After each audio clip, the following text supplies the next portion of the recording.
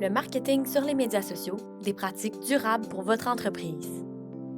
À l'ère du numérique, marquer sa présence sur les médias sociaux est devenu inévitable pour les entreprises qui veulent rester compétitives. Les médias sociaux sont un excellent moyen d'améliorer la visibilité, d'interagir avec le public cible et de promouvoir des produits et services. Toutefois, cette présence digitale n'est pas sans conséquences pour l'environnement. Le secteur du numérique étant responsable d'environ 4% des émissions mondiales de gaz à effet de serre chaque année. Mais pourquoi le numérique a-t-il un tel impact?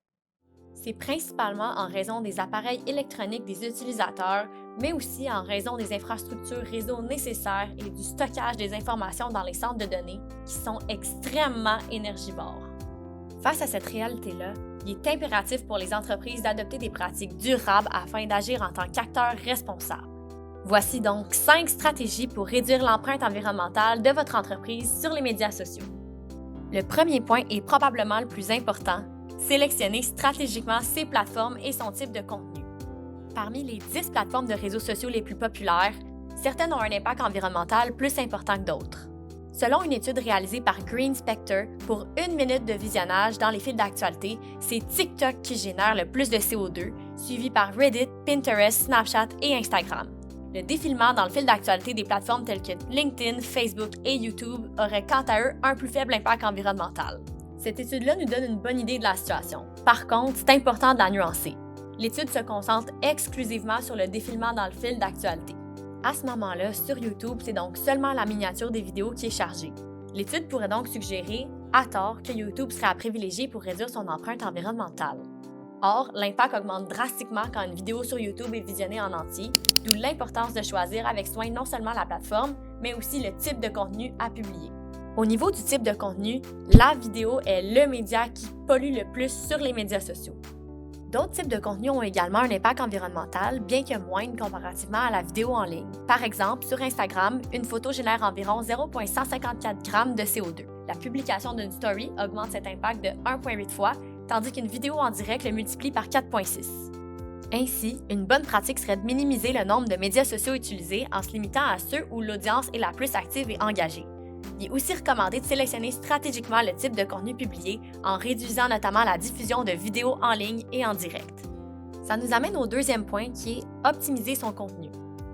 Compresser ses fichiers avant de les publier permet de réduire la consommation de données et d'énergie nécessaires au chargement de la publication pour les utilisateurs et donc notre impact environnemental. D'autres optimisations sont possibles, notamment pour le contenu vidéo. Comme mentionné, le format vidéo est extrêmement volumineux puis nécessite le stockage d'une quantité importante de données. Il est donc recommandé de réduire autant que possible la taille des fichiers. Diminuer le poids d'une vidéo en optant pour une résolution de 720 pixels plutôt que 1080 contribue significativement à réduire l'impact environnemental. À titre illustratif, visionner 1 heure par jour pendant 1 an de vidéos sur YouTube ayant une résolution de 720 pixels plutôt que 1080 permettrait d'économiser l'équivalent de 20 000 km parcourus en voiture. Troisième conseil, prioriser la qualité plutôt que la quantité.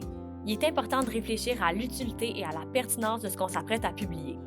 Publier fréquemment du contenu à faible valeur juste pour maintenir une présence active sur les médias sociaux pourrait s'avérer contre-productif autant pour l'environnement que pour l'engagement de son audience. Pour s'assurer que le contenu qu'on s'apprête à publier a une valeur ajoutée pour les utilisateurs, on peut utiliser le super acronyme UDIE qui permet de se demander si le contenu qu'on s'apprête à publier fournit des informations utiles, divertissantes, inspirantes ou éducatives. Quatrième conseil, privilégier la création de contenu qui sera pertinent à long terme. C'est un truc tout simple, mais ça évite de constamment devoir recréer puis republier du nouveau contenu mis à jour, ce qui réduit la fréquence de publication et, par le fait même, réduit l'impact environnemental de votre entreprise sur les médias sociaux. Enfin, un dernier conseil, ce serait de publier au moment pendant lequel son audience est la plus active. Ça permet de maximiser l'engagement en évitant d'avoir à republier à nouveau la publication pour toucher encore plus d'utilisateurs. La plupart des plateformes de réseaux sociaux fournissent justement gratuitement les données analytiques de base, comme le jour de la semaine puis l'heure à laquelle son audience est la plus active, ce qui peut être utile pour connaître le moment optimal pour publier son contenu. Pour finir, il est crucial de reconnaître que l'utilisation des médias sociaux est désormais essentielle pour une entreprise, tant pour maintenir sa compétitivité que pour répondre aux attentes de son public. La question ici, c'est donc pas de renoncer drastiquement à l'utilisation des médias sociaux, mais bien de les utiliser de manière consciente et réfléchie.